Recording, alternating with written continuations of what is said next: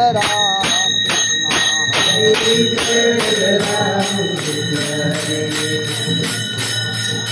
हरि जय राम कृष्ण जय जय राम कृष्ण हरे जय राम कृष्ण जय जय राम कृष्ण हरे जय जय राम कृष्ण जय जय राम कृष्ण हरे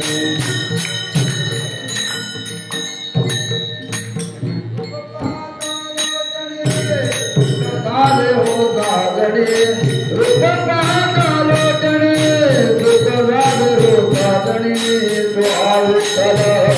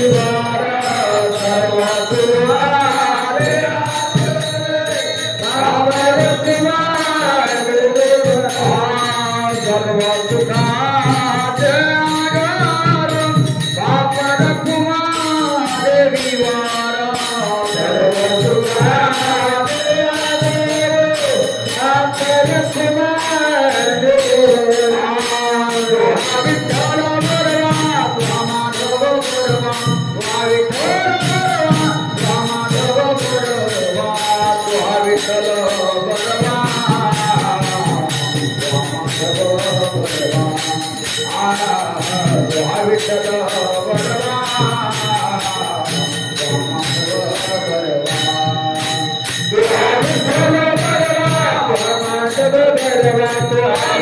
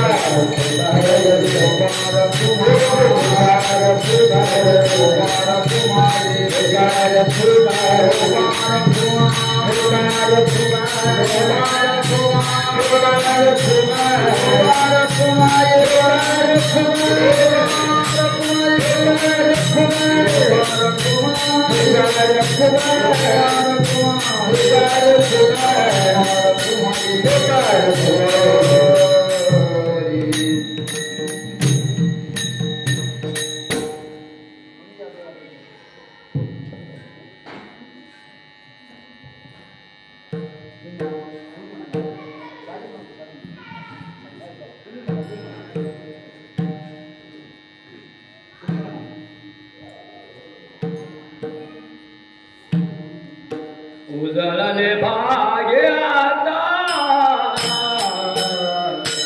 उजळले भाग्याता उजळले भाग्याता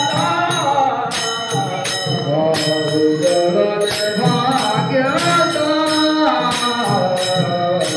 उजळले भाग्याता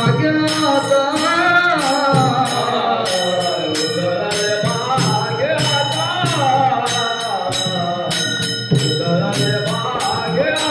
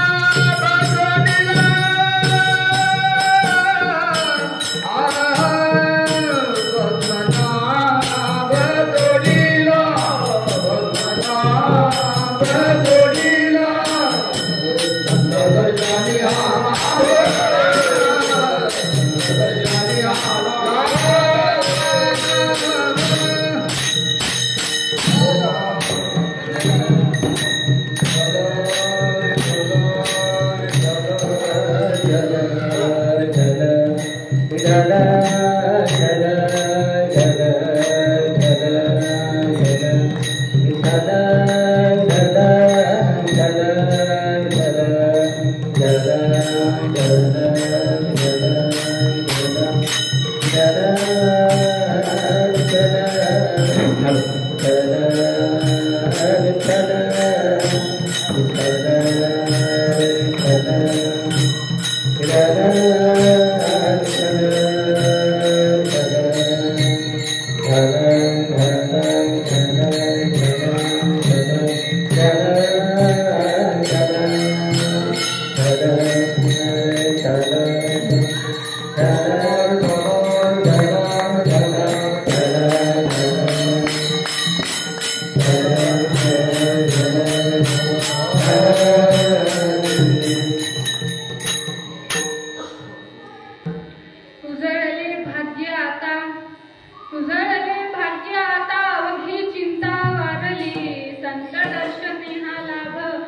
पद्मनाभ जोडला.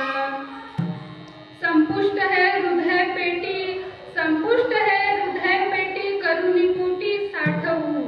संत दर्शने हा लाभ, पद्मनाभ जोडला. तुका मने होता ठेवा, तुका मने होता ठेवा, तो या भावा सापडला. संत दर्शने हा लाभ, पद्मनाभ जोडला.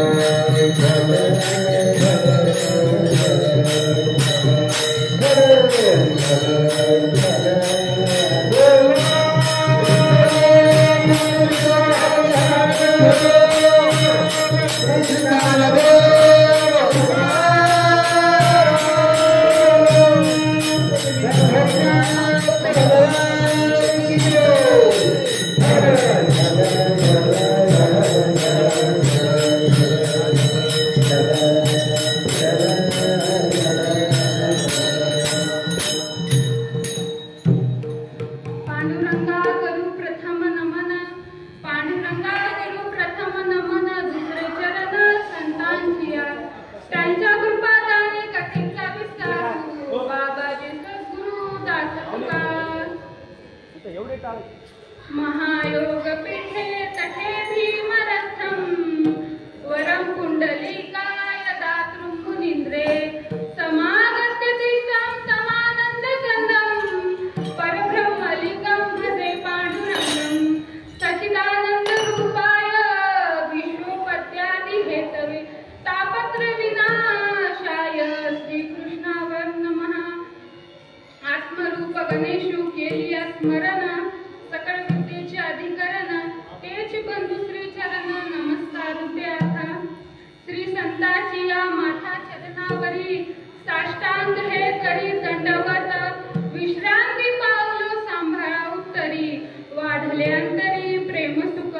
ओम नमो ज्ञानेश्वरा, ओम नमो ज्ञानेश्वरा, करुणा करा दया. तुमचा अनुग्रह लादलो, पावन झालो चराचरी विठ्ठला.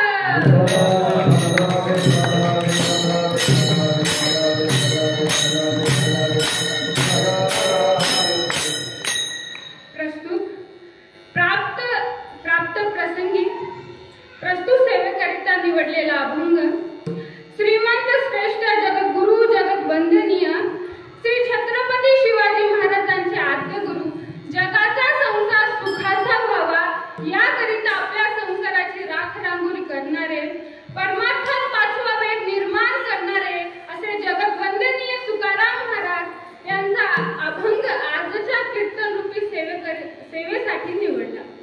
मंडळी हो, हा अभंग संतपर प्रकरणातील आहे. घेण्याचा उद्देश तोच. या अभंगात श्रीमंत श्रेष्ठ जगद्गुरु तुकाराम महाराज सांगत आहेत की खरं भाग्य कशाने उजळतं, संत दर्शनाने कोणता लाभ प्राप्त होतो आणि तो लाभ प्राप्त झाल्यानंतर तो कुठे ठेवायचा असतो आणि तो लाभ कशाने प्राप्त होतो. या अभंगात तुकाराम महाराज याविषयीचं चिंतन मांडत आहे. श्रोते वर्ग, अभंग तसा सोपा आणि फक्त 4 चरणाचा लांब लचक असा अभंग मी निवडलेला नाही. आणि जेव्हा गुरुजन माझा संवाद सुरू होता कोणता अभंग घ्यावा, तर गुरुही म्हणाले हा अभंग योग्य आहे, हाच घे. आता गुरुचं कोण टाळणार, आता गुरुचं ऐकून हाच अभंग निवडला. तर अभंगाला सुरुवात करण्यापूर्वी अल्पसा पर्याय द्यायचा म्हणजे अखंड नाम हरिसप्ताह दरवर्षीप्रमाणे या वर्षीही आयोजित केला आहे. या मंदिराचे अध्यक्ष गोविंद शेठ कोकुलवार म्हणजे माझे अंकलच, पण आता इथं नाव घ्यावं लागेल. मंदिराचे अध्यक्ष, हरिनाम सप्ताह आयोजन समिती त्याचे अध्यक्ष ज्ञानेश्वर गुंडाळे, कार्याध्यक्ष साहेबराव कदम, सचिव नरसिंह यलगनवार, उपाध्यक्ष संतोष रचेवार, उपाध्यक्ष प्रतीक चोटेवार आणि कोषाध्यक्ष विशाल परांजभाई, सचिव जगदीश वैजवाडे आणि सहसचिव सुधाकर पिटे. या सर्वांच्या वतीने म्हणा, माझ्यासारख्या पामराकडे ही कीर्तन रूपी सेवा आली. विशाल महाराजांचा फोन आला आणि सेवा त्यांच्याकडूनच माझ्याकडे आली. आणि संत चोखामेळा महाराजांच्या पुण्यतिथीनिमित्त हे कीर्तन सर्वांनाच माहिती आहे. आणि याच भाग्य मला लाभलं, कारण माझ्यासारख्या पामराकडे ही कीर्तन रूपी सेवा आली. आणि या अभंगाचा जमेल तसा भावार्थ, जमेल तसं चिंतन माझ्या बुद्धीला जसं पटेल, जसं माझ्या गुरुवर्यांनी मला जे काही ज्ञान दिलं आहे त्याप्रमाणे मी सांगण्याचा तुमच्या समक्ष प्रयत्न करते. कारण माझं ज्ञान एवढं मोठं नाही, माझ्या गुरुचं ज्ञान हे विशाल आहे. त्यांच्याच ज्ञानावरून तुमच्या समक्ष चिंतन ठेवते. विठ्ठल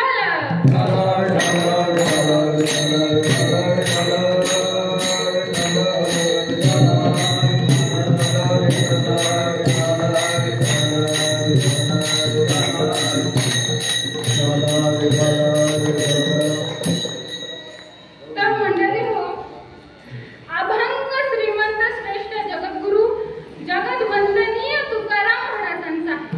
तर मंडळी हो, या अभंगाची भूमिका अशी आहे की श्री संत तुकाराम महाराज एकदा ओतूर या गावी गेले.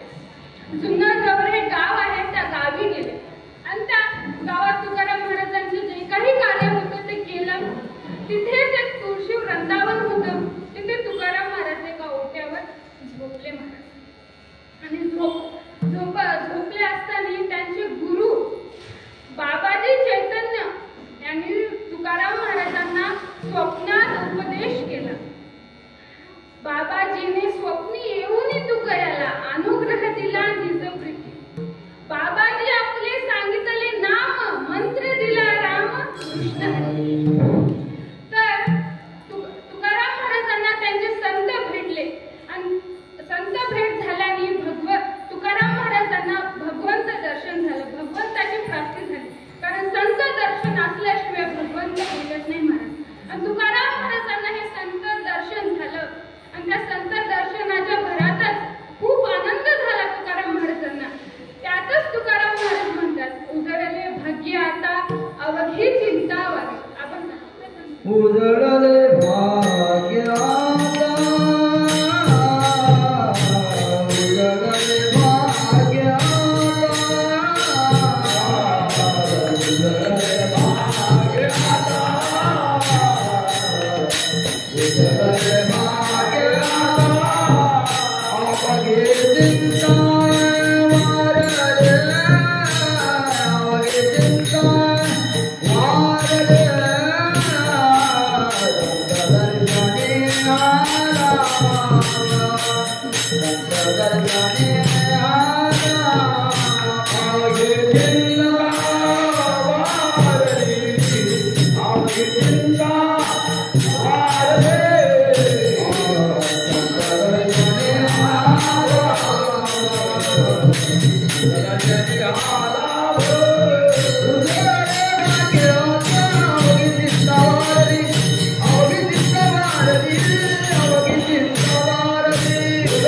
भाग्य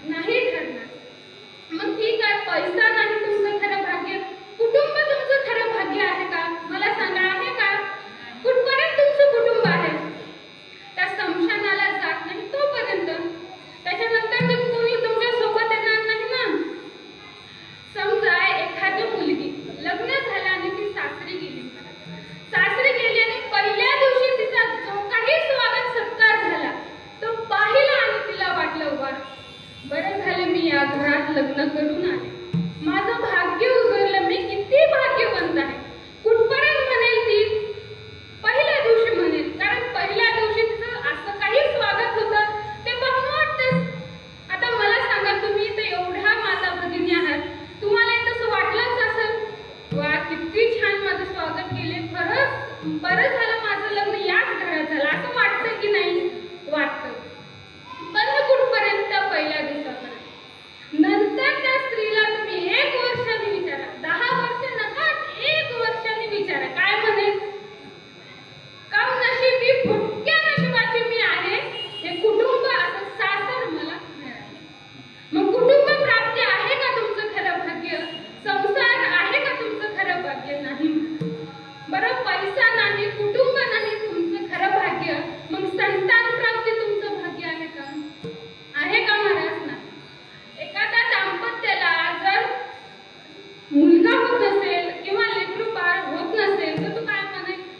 मला लेकरूच होत नाही, मी किती कम नशिबी आहे, असं तो म्हणेल.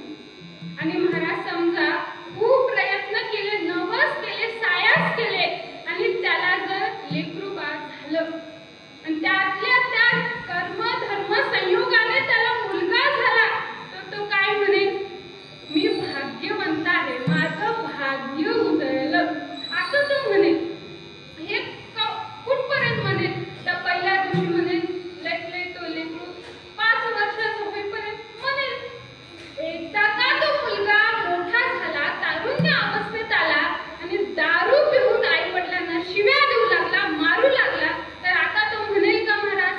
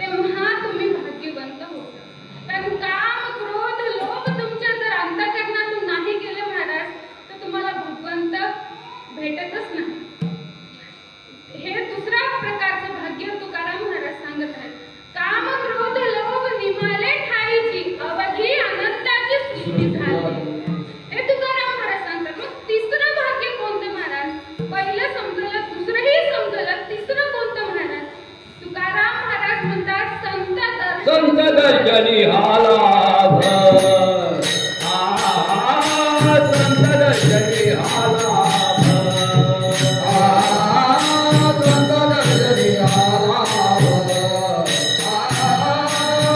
दर्शनी हालाभ संत दर्शनी हालाभ संत दर्शनी हालाभ संत दर्शनी हालाभ संत दर्शनी हालाभ संत दर्शनी हालाभ पदमाला पदोरिला पद्मनाभ जोरिला संत दर्शनी हालाभ संत दर्शनी हालाभ पद्मनाभ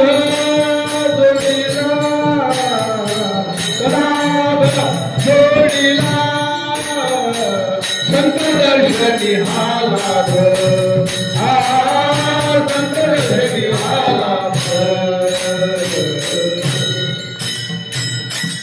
तुकाराम महाराज म्हणतात तुम्हाला जर संत दर्शन झालं तर तुम्ही खरे भाग्यवंत आहात कारण संत दर्शनाशिवाय तुम्हाला भगवंत भेटत नाही महाराज तुकाराम महाराज तीन प्रकारचे भाग्य सांगत आहेत हे जर तुमच्या आयुष्यात घडलं तर तुम्ही खरे भाग्यवंत महाराज कारण संत संगती अशीच आहे महाराज की ती तुमचा सहज उद्धार करून जाते तुमच्या लक्षातही येत नाही महाराज का बरं एक दृष्टांत देते म्हणजे तुमच्या लक्षात येईल संत संगती कसा तुमचा फायदा करते एक मनुष्य होता महाराज त्याला अफूचे खूप म्हणजे खूप व्यसन होतं अफू तर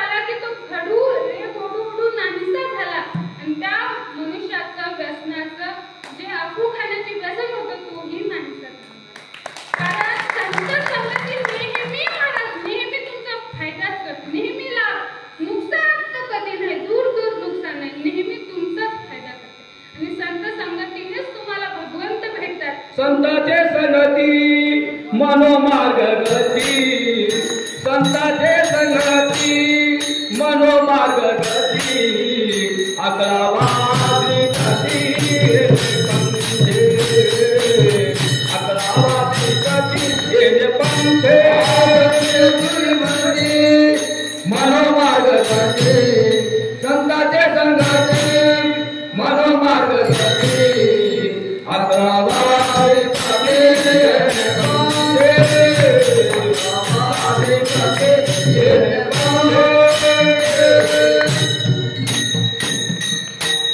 अशीच संत संगती महाराज तुकाराम महाराजांना झाली होती.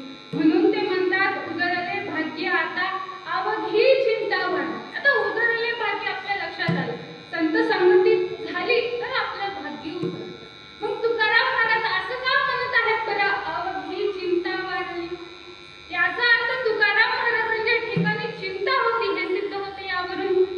बरं मला सांगा, तुमच्यासारखी चिंता असेल का तुकाराम महाराजांना? तुमची काय चिंता असते सांगा बरं, संसाराची काय चिंता? गृही व्हावे धनधान्य हे आपल्याला वाटतं की नाही? ल्यावे खावे बरे असावे सदैव हेची करी हाव संसार.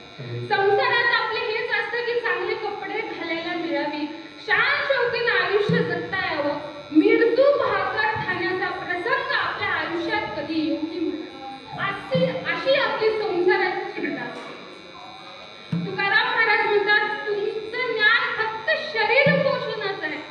शरीर कसं पोषण करावं, खायचं प्यायचं हे तुमचं ज्ञान आहे. तुकाराम महाराज या ज्ञानाला अधमाचे ज्ञान म्हणतात. विलास मिष्ठान करुणी पिंड पोसावे हे. तुकाराम महाराज म्हणतात की तुमचं ज्ञान फक्त अधमाचं ज्ञान आहे. हे ज्ञान काही कामाचं नाही. हे ज्ञान काय करणार आहे? फक्त तुमचं शरीर पोषण करणार आहे.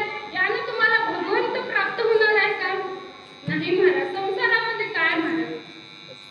खाणं पिणं चैनीनं आयुष्य जगणं, एकदा काय चैनीची हाव उत्पन्न झाली की बस महाराज, मग वाटेल त्या मार्गाने आपण पैसे मिळतो.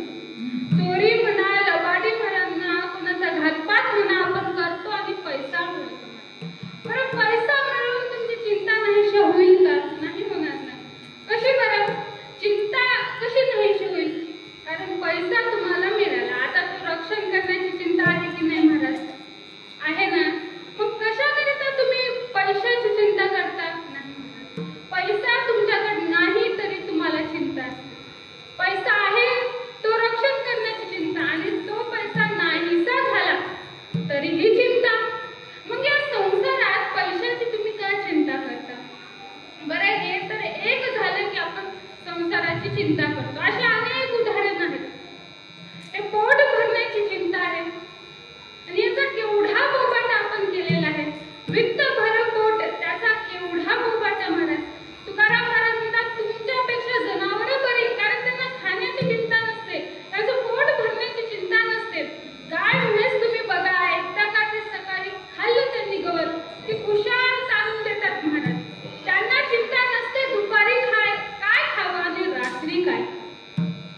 तुकाराम महाराज म्हणतात तुमच्यापेक्षा जनावर चांगली. हेच एक चिंता, काय खावे म्हणून या भले तुझं होणं पक्षीराज. तुमच्यापेक्षा जनावर थोडी सुगरे बापुरी स्वान सुगरे बापुरी स्वान सुगरे बापुरी सुगरे बापुरी स्वान सुगरे बापुरी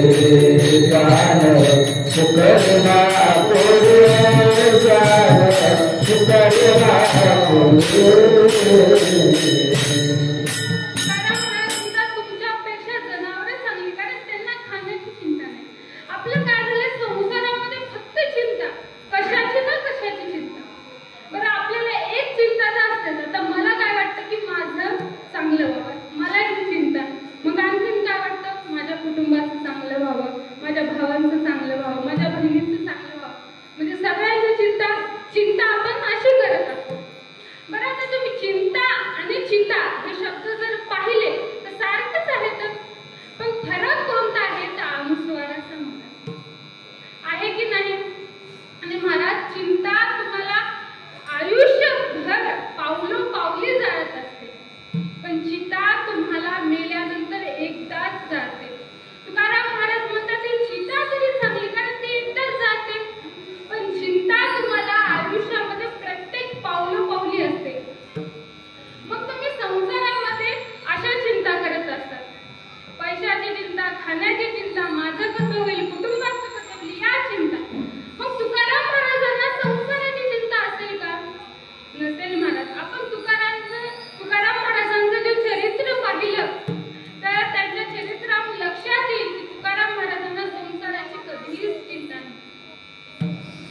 संसाराच्या नावे घालवली शून्य संसाराच्या नावे घालवली शून्य संसाराच्या नावे घालवली शून्य संसाराच्या नावे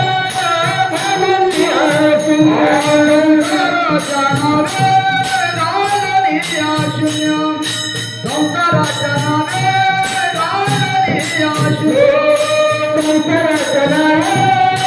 घालवली शून्य संसाराच्या नावे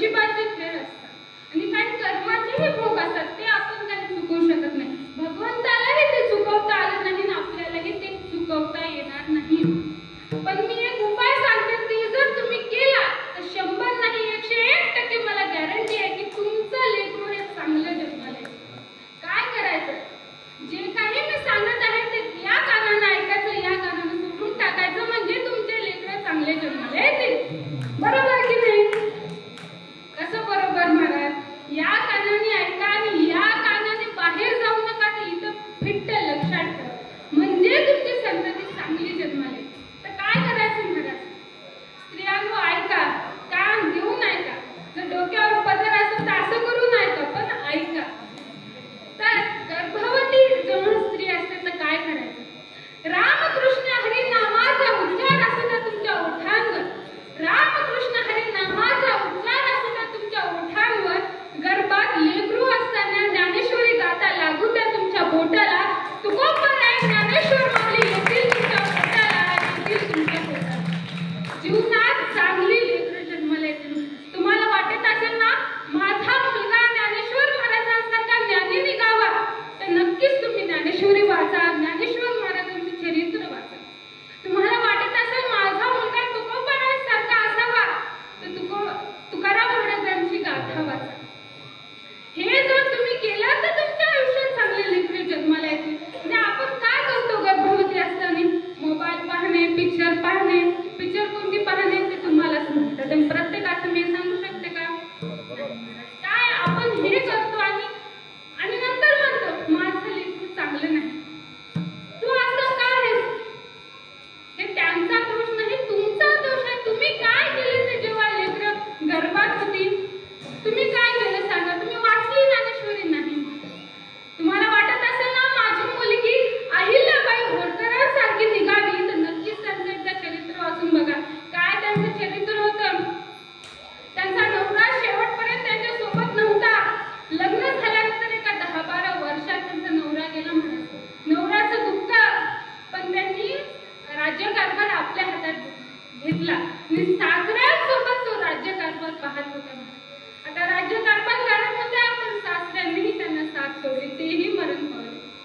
तरीही अहिल्याबाई होळकर या डगमगल्या नाही.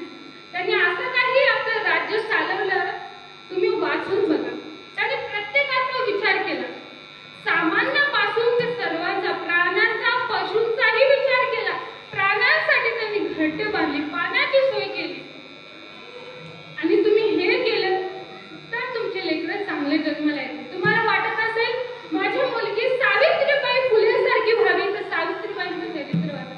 काय त्यांचं दिव्य चरित्र आहे बघा. शिक्षणासाठी किती मोठा लढा त्यांनी दिला आहे महाराज. 2 लुगडे महाराज एक अंगावर आणि एक पिशवीत घेऊन जायच्या.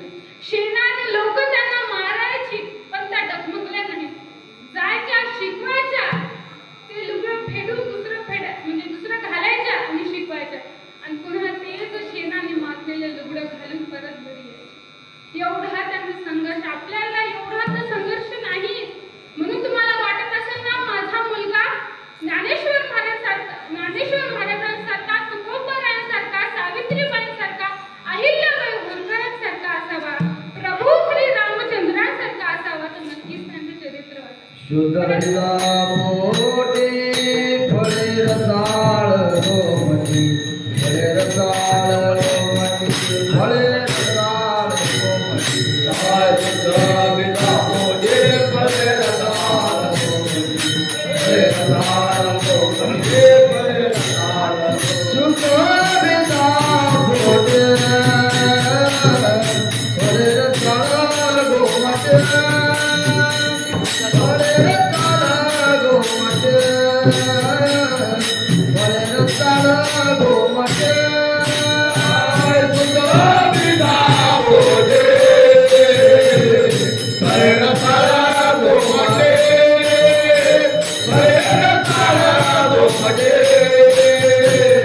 फळे रसाळ गोमती, तुम्हाला वाटत असेल ना लेकरं अशी असावी, तर नक्कीच तुम्ही वाचन करा. वाचाल तर वाचताल म्हणा, हे आहे. पण तुम्हाला एवढं वाचणं होत नाही ना, फक्त ज्ञानेश्वरी वाचा. तुमची संतती चांगलीच जन्माला येईल, माझी गॅरंटी. आणि हे जर खोटं झालं तर माझ्या घरी येऊन मला भांडा, मी तुम्हाला उत्तर देईल. पण मला खात्री आहे की असं होऊ शकणार की तुम्ही ज्ञानेश्वरी वाचला आणि तुमचं लेकरं चांगलं जन्माला आलं नाही. असं होऊ शकणार महाराज. नक्कीच तुम्ही आता इथं तर सर्वांना लेकरं झालेली आहेत, आता तुमचा काय फायदा नाही.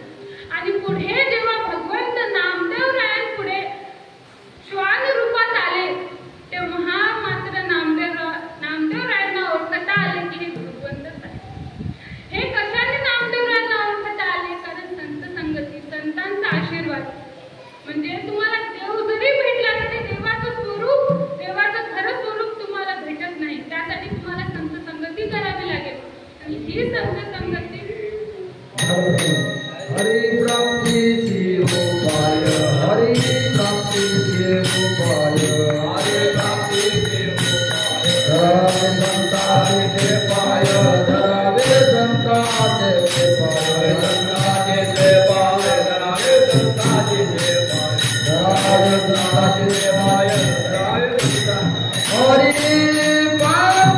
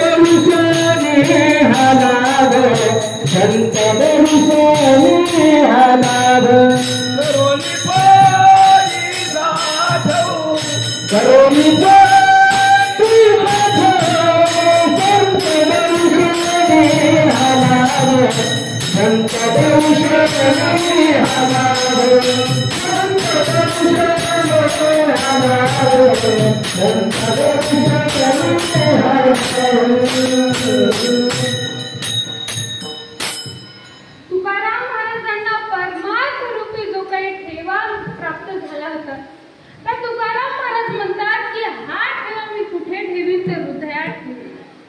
बरं, यावर असं आहे की याआधी कोणी हृदयात भगवंताला ठेवलं होतं का? हा ठेवा हृदयात ठेवता येतो का बरं? तर यावर असं एक उदाहरण आहे संत सुरदासांचं. संत सुरदास सुरुवातीच्या काळात काही भगवंत चिंतन करत होते म्हणतात. प्रसंग असा आहे की एकदा काय झालं की संत सुरदास महाराजांची पत्नी ही माहेरा गेली. सुरदास महाराजांना हे समजलं आणि तेही सासरवाडीला जाण्याकरिता निघाले. वाटेत खूप पाऊस झाला. नदी तुडुंब भरून वाहायला लागली. आता नदी कशी ओलांडावी बरं? तेवढ्यात तिथे एक प्रेत तरंगत आला. सुरदास महाराजांना वाटलं की आपल्या पत्नीने आपल्यासाठी घोडी पाठवली, किती चांगलं. सुरदास महाराज त्या प्रेतावर बसले आणि नदी ओलांडली. आणि मग आता सासरवाडीत पोहोचले. गेले, घराजवळ गेले, पण घर बंद होतं कारण रात्रीची वेळ झाली होती आणि सर्व कुटुंब हे गच्चीवर झोपले होते. आता सुरदास महाराज खूप आवाज देत आहेत, पण कोणी ऐकतच नव्हतं. काय करणार? तेवढ्यात गच्चीवरून एक साप लोंबकारत होता. सुरदास महाराजांना वाटलं की आपल्या पत्नीने आपल्यासाठी जोरच मागून ठेवलं आहे. खुश झाले सुरदास महाराज आणि त्या सापाच्या साह्याने ते गच्चीवर गेले. पत्नीला उठवलं आणि म्हणतात, बघ मी आलो. पत्नी म्हणतात, कशाकरिता आलात तुम्ही? सुरदास महाराज म्हणतात, तुझ्याकरिता आलो. त्यांची पत्नी म्हणते, माझ्या या नाटक्या कुटक्या शरीराकरिता तुम्ही इथपर्यंत आलात? थांबला नाही? येणारच होते की मी. या शरीरासाठी तुम्ही इथपर्यंत आलात? एवढीच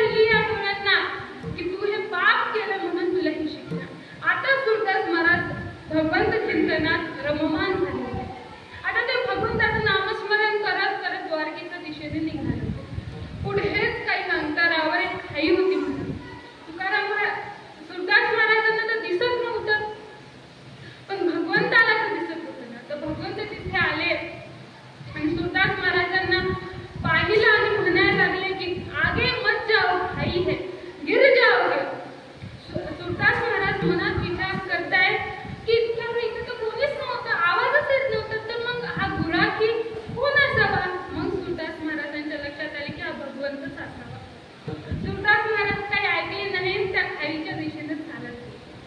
मग भगवंत म्हणायला लागले, गुराख्याचं रूप होतं बरं का, भगवंत म्हणायला लागले की सुनाई तो दिखाई तो नहीं देता है, सुनाई भी नहीं देता है.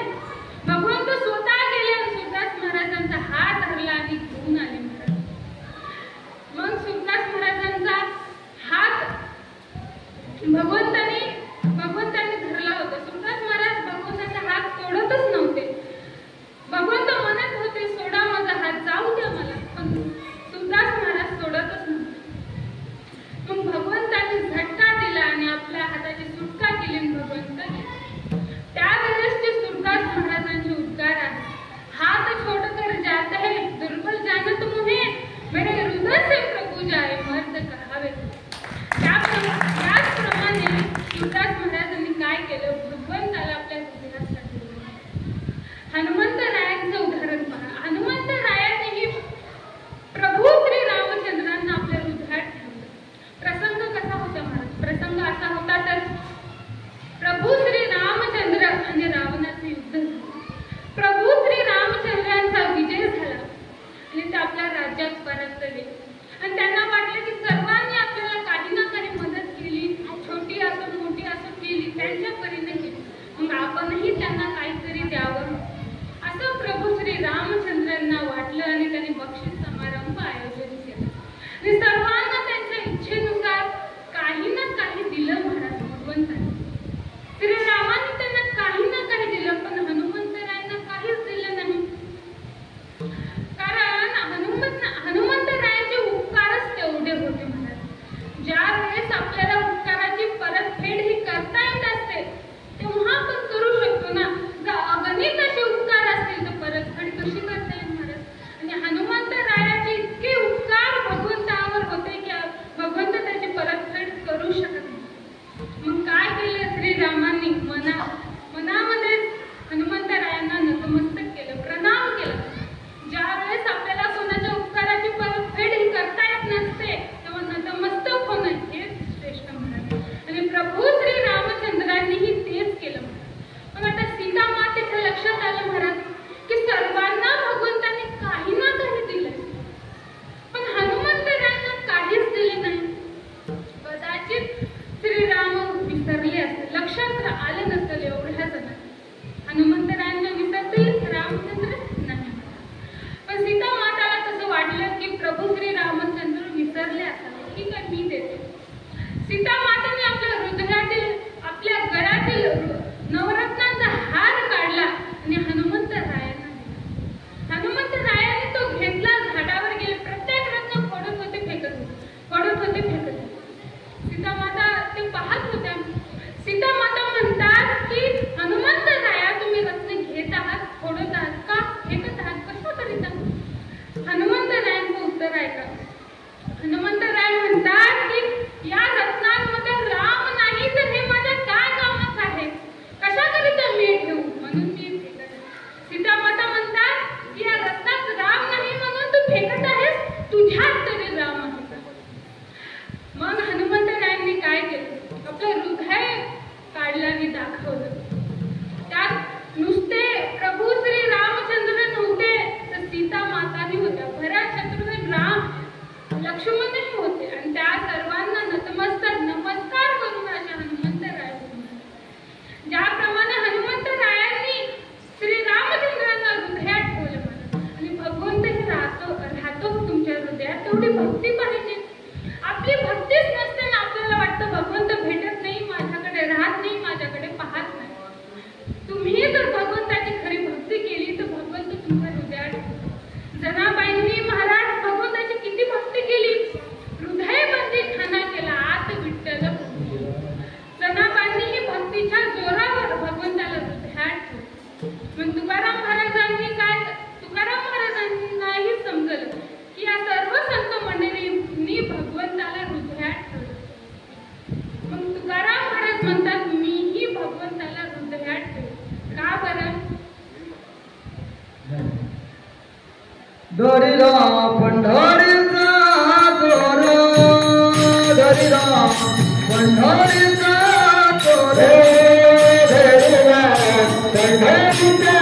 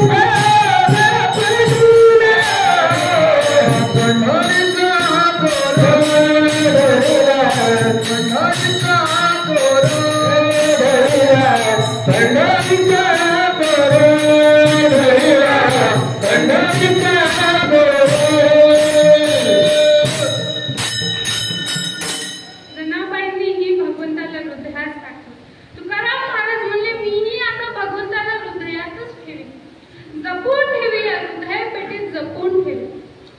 कसं ठेवी? ज्याप्रमाणे आपण संसारातले लोक पैसा, सोनं, चांदी तिजोरीत कुलूप लावून जपून ठेवतो, सुरक्षित ठेवतो, तसं तुकोबाराय म्हणायला लागले, मीही हा जो काही मला ठेवा सापडला आहे तो या हृदय पेटीत अतिशय जपून ठेवी. कारण या ठेव्यासारखा दुसरा ठेवा नाही महाराज. हा ठेवा अनमोल आहे. तुकाराम महाराज म्हणतात, तुका म्हणे आता लाभ नाही परत. यासारखा लाभ नाही म्हणतात तुकाराम महाराज. आणि हा लाभ मी हृदयात ठेवतो. आणि तुकाराम महाराजांना लाभ हा कशाने प्राप्त झाला? संत संगतीने तुकाराम महाराजांना भगवंताचं दर्शन झालं. आणि ते म्हणतात की मी हा ठेवा हृदयात ठेवतो. बरं, तुकाराम महाराजांनी यासाठी काय करावं लागलं असेल बरं? तेच आपण गातो शेवटचं.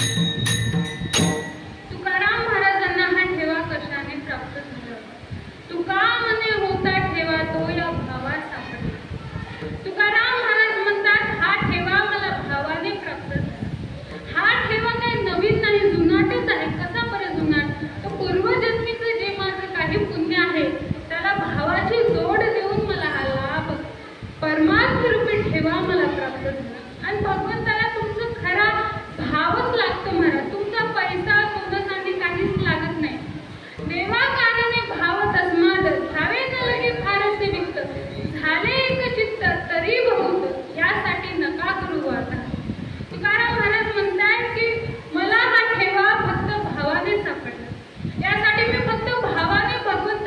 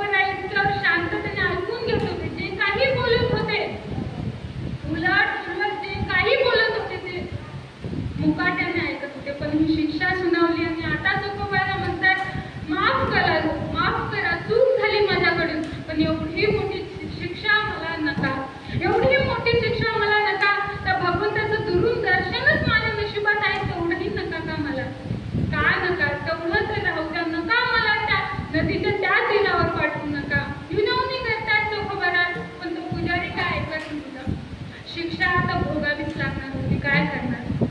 चोखोबाराय आपल्या पत्नीसह चंद्रभागेच्या त्या तीरावर गेले राहण्यासाठी. पण तिथेही माझ्या चोखोबारायांचा नित्य नेम काही चुकला नाही म्हणत.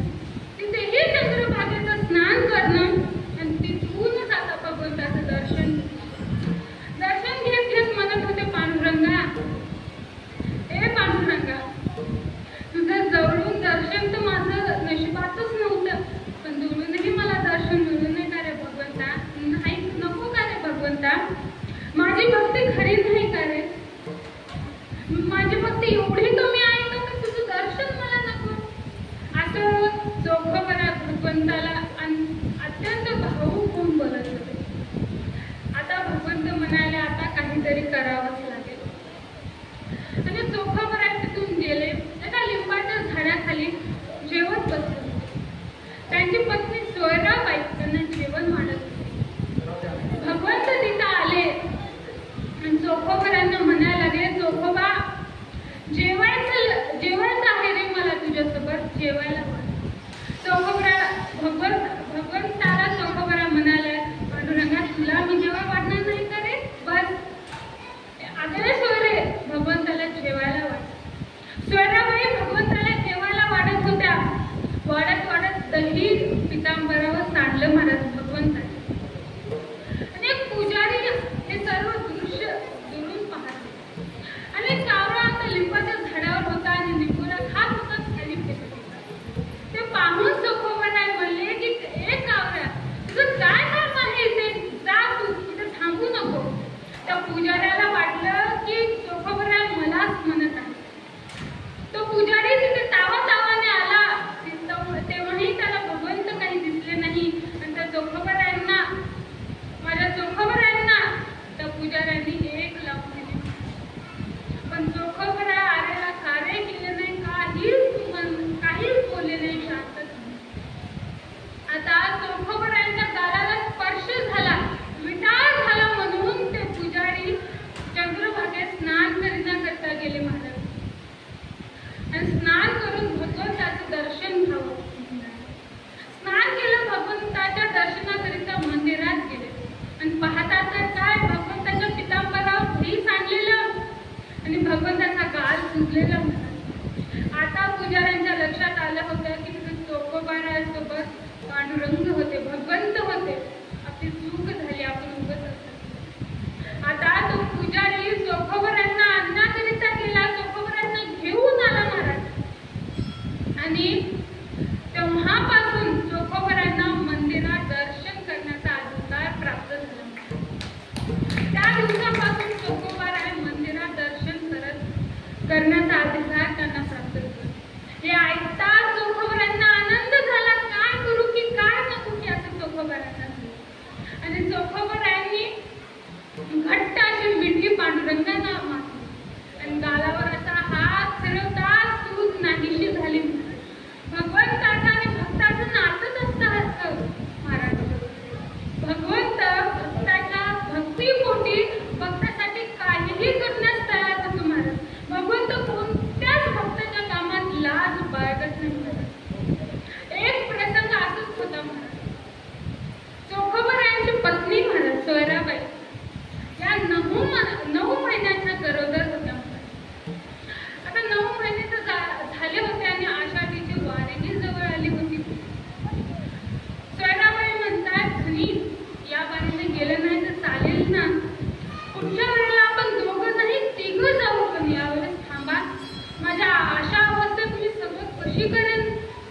मी तुम्हाला याआधी कधी अडवलं आहे का की तुम्ही जाऊ नका म्हणून? पण यावेळी तुम्ही थांबा असं सोयराबाई म्हणतात. चोखोबारायांना पण चोखोबा काय म्हणतात की, नाही ग सोयरे, जावंच लागेल. मी जर गेलो नाही तर तो पांडुरंग म्हणेल की चोखोबा संसारात रमला. सर्व संत मंडळी काय म्हणतील, सोयरे मला जावं लागेल ग. सोयराबाई म्हणतात, ठीक आहे धनी, तुम्ही जा, मी आता तुम्हाला काही म्हणत नाही.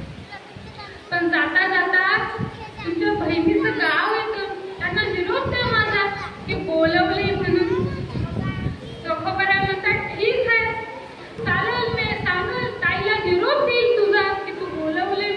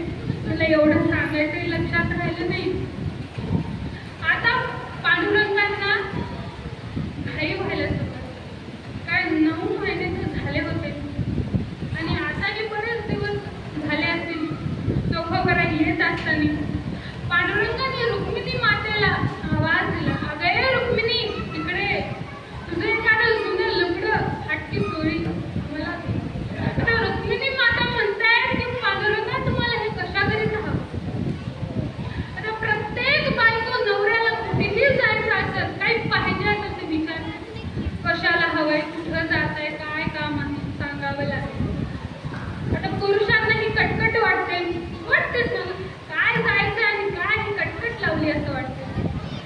पण ऐका पुरुष मंडळी हो, त्या स्त्रियांचं तुमच्याविषयीचं प्रेम राहतं, त्यांना काळजी राहते की तुमची माझे तुम्ही चालले, तुमचे येतील, कुठं चालले माहीत असावं, तुमच्या काळजी पोटी ते तुम्हाला विचारतात.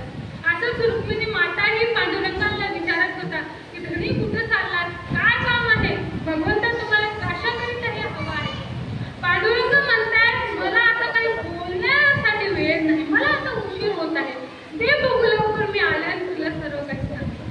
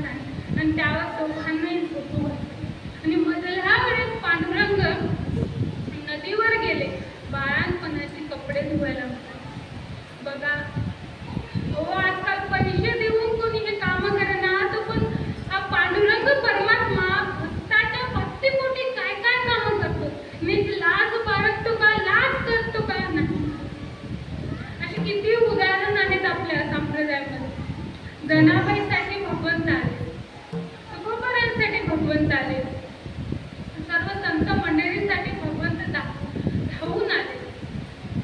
आणि भगवंताने काय केलं, नदीवर सर्व कपडे घरी गेले, मऊ अशी खिचडी शिजवली. सोयराला म्हणतात, सोयराबाई भूक लागली असेल ना जाता, जेव, खिचडी खा.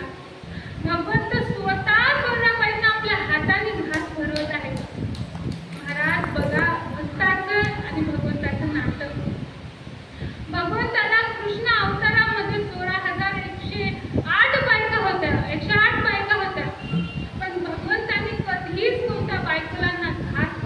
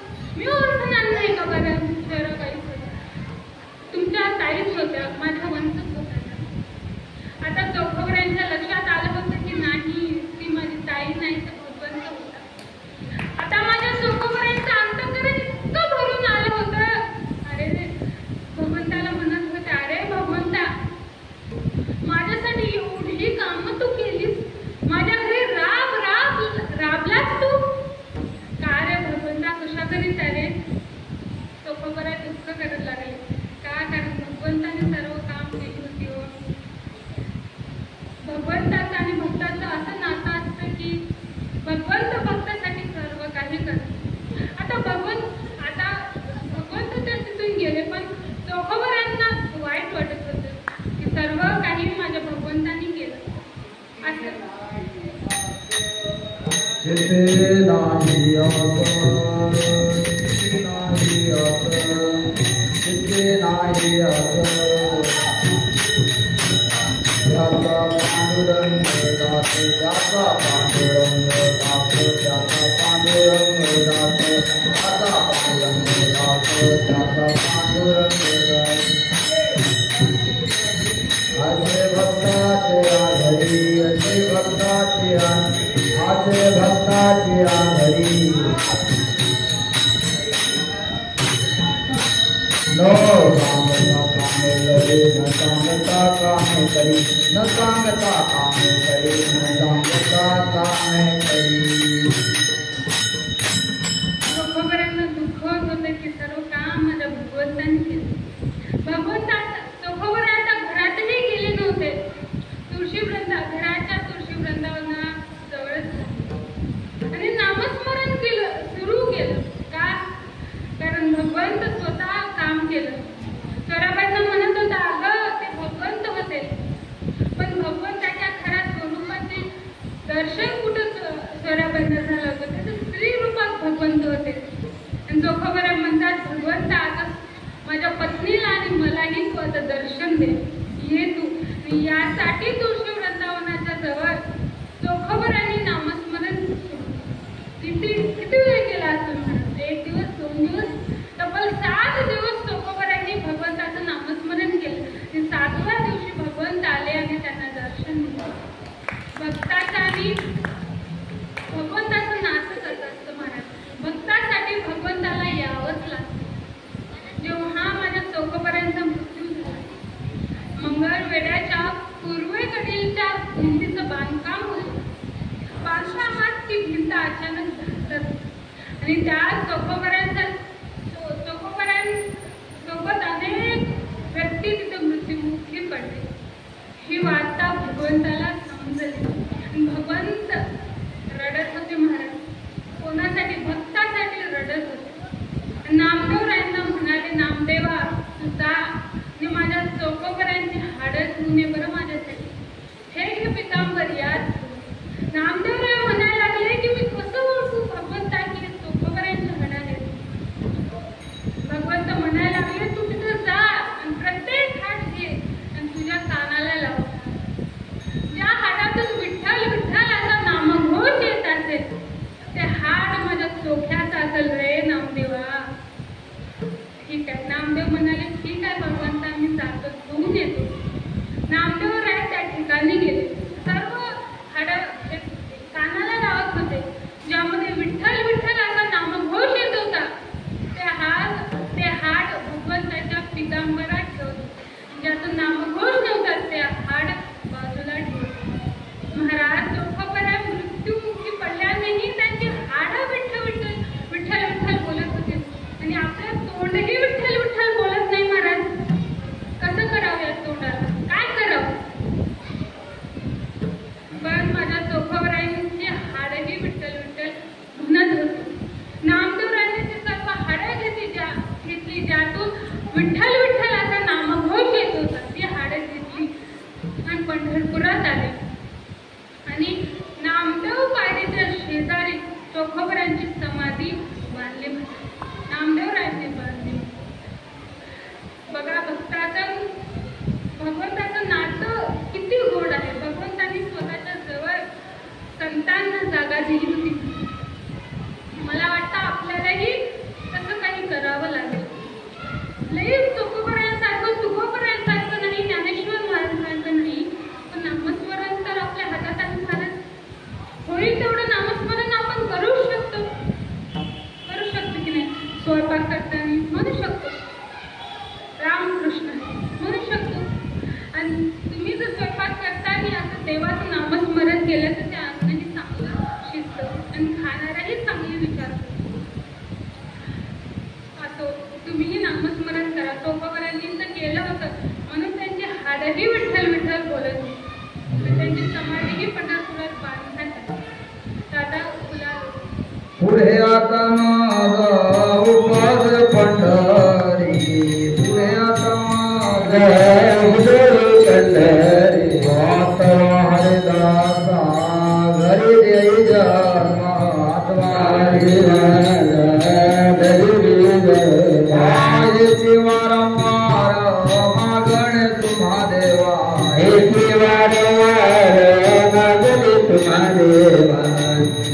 या जीवा माय बाप अंतकाळी माझ परदेशी केले अंतकाळी माझ परदेशी केले माझे जीवले पाप दिसे माझे जीवले पाप दिसे तुका म्हणे विठ्ठला हेची मग देई तुका म्हणे विठ्ठला हेची मग देई तुका म्हणे विठ्ठला हेची मग देई तुका म्हणे विठ्ठला हेची मग देई जन्मी घेई देवा माझी जन्मी घेई देवा माझी जन्मजन्मी घे देवा माझी जन्मजन्मी घे देवा माझी